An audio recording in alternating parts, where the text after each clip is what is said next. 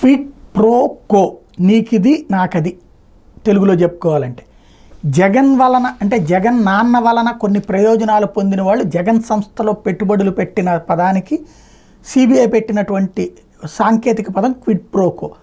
ఇప్పుడు అదే పాయింట్ ఇవాళ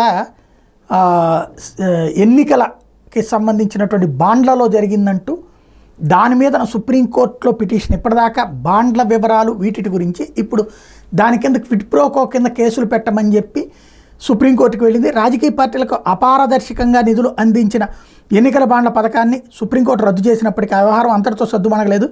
ఈ పథకం వల్ల జరిగిన భారీ ఆర్థిక అక్రమాలపై పూర్తిస్థాయిలో సుప్రీంకోర్టు పర్యవేక్షణలో దర్యాప్తు జరిపించాలని కోర్టు పిటిషన్ దాఖలైంది.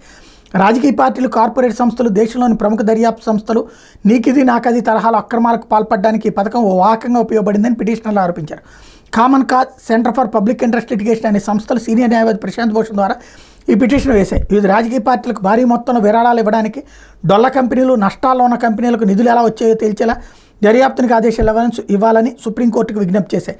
2G బొగ్గు కుంభకోణాల్లో నగదు చేతులు మారినట్టు ఆధారాలు ఉన్నాయి, లేకున్నా కోర్టు పర్యవేక్షణలో దర్యాప్తునికి ఆదేశించారని గుర్తు చేశారు. ఎన్నికల బాండ్ల పథకం కేసులో నీకిది నాకది తరహాలో వేల కోట్ల సొమ్ము చేతులు మారిందనడానికి స్పష్టమైన ఆధారాలు ఉన్నందున కుంభకోణాన్ని ఛేదించడానికి ప్రత్యేక దర్యాప్తు జరిపించాల్సిన అవసరం ఉందని అభిప్రాయపడ్డాయి. సంస్థ ఏర్పాటైన 3 ఏళ్లలోగానే రాజకీయ పార్టీలకు విరాళాలు ఇవ్వడం కంపెనీల చట్ట నిబంధనలకు ఉల్లంఘించడమేనని పేర్కొన్నాయి.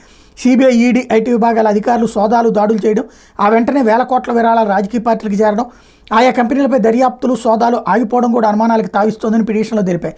లైసెన్సులు, కాంట్రాక్టులు, లీజులు, అనుమతులు పొందడానికి అధికారంలో ఉన్న పార్టీకి భారీగా నిధులు ఇచ్చినట్టు ఎన్నికల బాండ్ల డేటా స్పష్టం చేస్తుందని పేర్కొన్నాయి.